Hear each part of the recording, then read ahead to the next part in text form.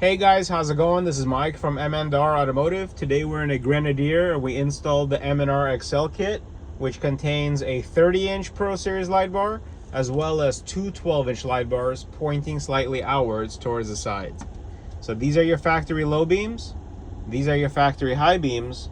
This is a 30-inch light bar, and this is two 12-inch lighters. So take a look. It makes it a nice wide beam pattern in addition to the 30-inch. The benefit of the two light bars is that it generates a wider beam, so that way it complements the light bar really well. With the factory lows, the trees in the distance are not even visible.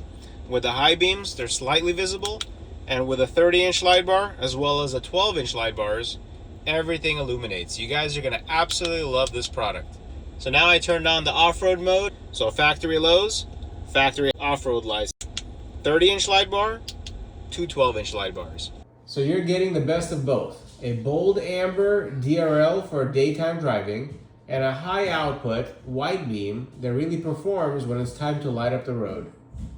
Thank you guys for watching, and please check out our step-by-step installation video so that way you guys can get the confidence that you need to install this product yourself. You guys are gonna absolutely love it.